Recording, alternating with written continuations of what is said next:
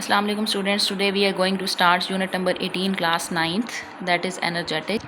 First of all, you have to understand the concept of energetics. The study of energy changes in a chemical reaction is called chemical energetics. It is very simple and easy. As you can see here, any change in a chemical reaction, जो भी energy change होगा, either the energy is absorbed in a chemical reaction or the energy is released, that change is called energetics.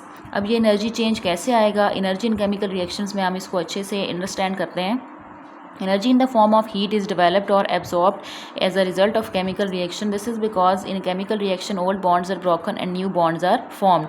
यानी कि किसी भी chemical reaction में या तो energy absorb होगी या release होगी.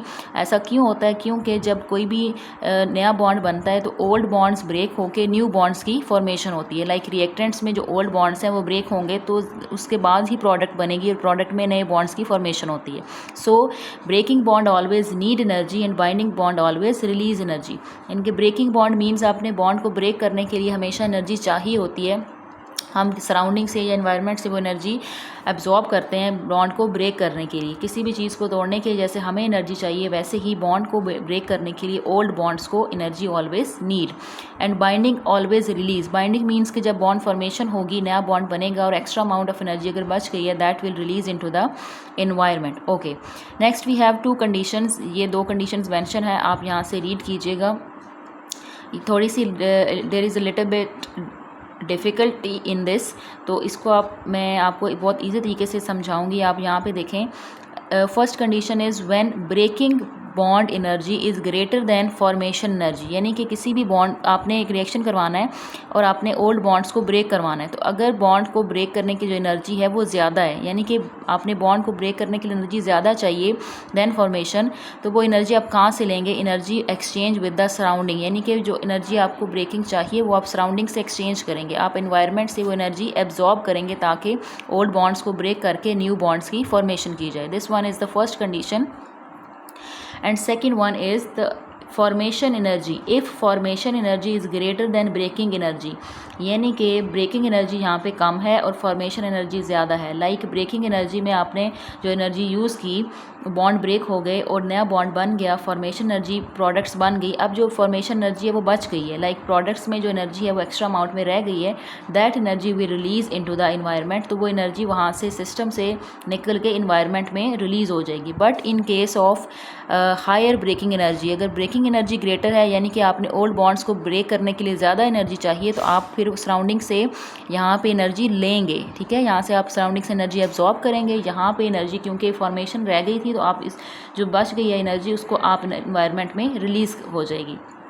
सो these are the two conditions कि किस तरह एनर्जी चेंज आता है किसी भी केमिकल रिएक्शन में.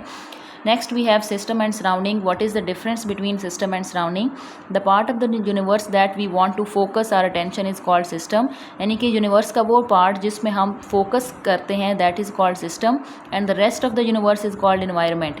और सिस्टम के अलावा जितनी भी आगे पीछे चीज़ें होंगी that is called environment. इसको हम एक एग्जाम्पल के थ्रू अंडरस्टैंड करते हैं. For example, when studying the reaction of limestone and hydrochloric acid solution in test tube, lab में आप प्रैक्टिकल परफॉर्म कर रहे हैं. वी हैव टू एसिड के टू केमिकल्स, एक लाइमस्टोन है and second one is hydrochloric acid. आपने उसको टेस्ट ट्यूब के अंदर ऐड किया है.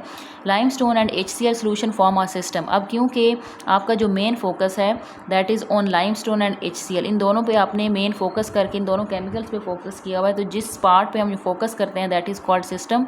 एंड उसके आगे पीछे जो ऑपरेटर्स आप यूज़ कर रहे हैं दैट इज़ टेस्ट ट्यूब, उसके अलावा आप हीट सोर्स यूज़ कर रहे हैं, बीकर्स यूज़ कर रहे हैं, everything around the system is called surrounding. I hope the concept is clear. Next we have thermochemical reactions.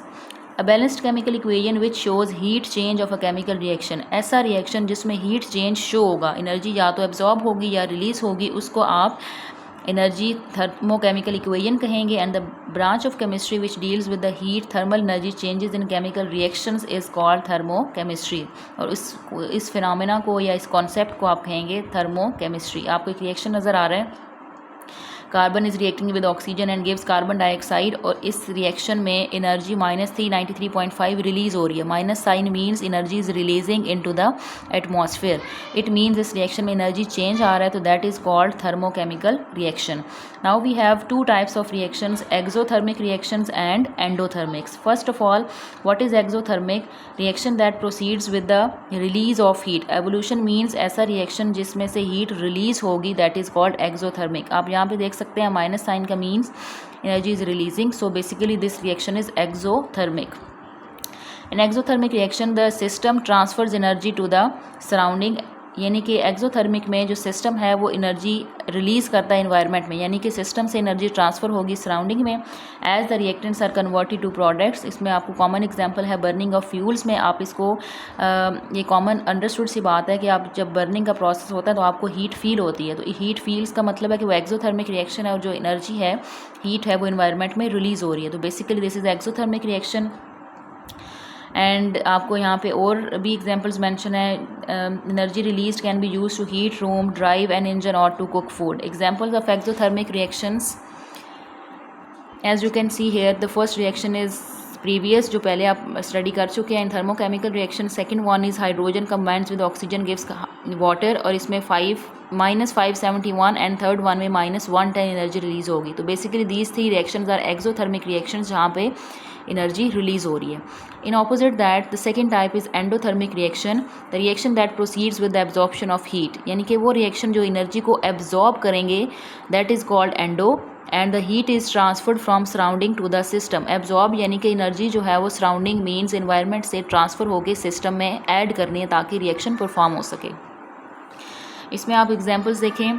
First reaction is about the formation of hydrogen iodide. इसमें positive 53 point energy release हो रही है. तीनों reaction में positive sign का मतलब है कि एनर्जी ऐड हो रही है, तब जाके रिएक्शन परफॉर्म हो रहा है.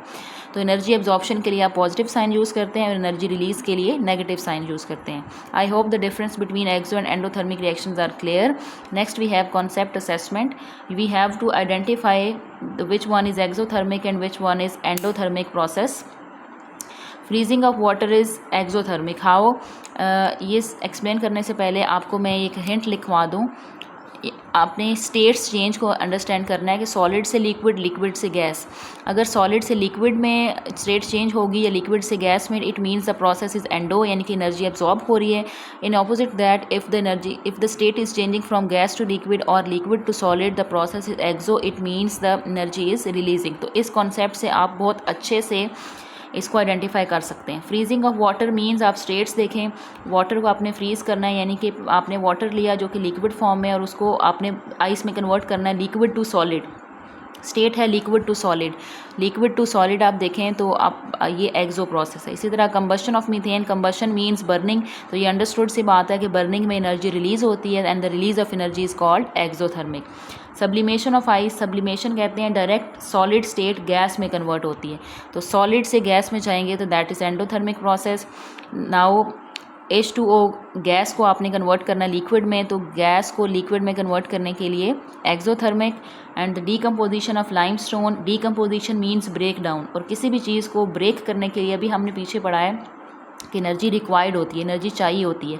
तो जब एनर्जी चाहिए होगी, इट मीन्स एनर्जी एब्जॉर्ब करेंगे हम एनवायरनमेंट से. तो जब एनर्जी एब्जॉर्ब होगी, it means the absorption of energy is called endothermic process. Next concept is about enthalpy of reaction. It is basically related to the energy change also. Just look at the definition. The amount of heat or thermal energy evolved or absorbed. Evolved means release in a chemical reaction is called enthalpy of reaction. यानी कि किसी भी reaction में कितनी energy, कितनी amount of energy release हुई है या कितनी अमाउंट ऑफ एनर्जी एब्जॉर्ब हुई है, that is called enthalpy of a reaction. पीछे आपने कॉन्सेप्ट पढ़ा था, अमाउंट आपने नहीं देखी थी पीछे, बस आपने इतना पढ़ा कि रिलीज़ होगी एनर्जी तो आप उसको एक्सोथर्मिक रिएक्शन कहेंगे, और अगर एब्जॉर्ब होगी तो एंडोथर्मिक. लेकिन यहाँ पे एंथैल्पी मीन्स आपने अमाउंट बतानी है कि किसी भी रिएक्शन में कितनी अमाउंट ऑफ एनर्जी एब्जॉर्ब और कितनी अमाउंट ऑफ एनर्जी रिलीज़ हुई है. अगर एक्सोथर्मिक रिएक्शन होगा तो उसमें हम नेगेटिव साइन यूज़ करते हैं और एंडोथर्मिक के लिए we use positive sign. Enthalpy of reaction measured at 25, और एंथैल्पी को आपको इंथैल्पी को आप डिनोट करते हैं डेल्टा एच के साथ। अब फर्स्ट रिएक्शन जो आपने पीछे पढ़ा है कार्बन वाला, उसमें डेल्टा एच यानी कि enthalpy of reaction is -393। It means यहाँ पे आपको अमाउंट दी गई है कि इतनी इंथैल्पी ऑफ रिएक्शन इस एक्सोथर्मिक रिएक्शन में रिलीज़ हो रही है। इसी तरह similarly for second reaction enthalpy is about +53। आपको प्रॉपर अमाउंट दे दी गई है कि इतनी अमाउंट ऑफ एनर्जी इस एंडोथर्मिक रिएक्शन में एब्जॉर्ब होगी।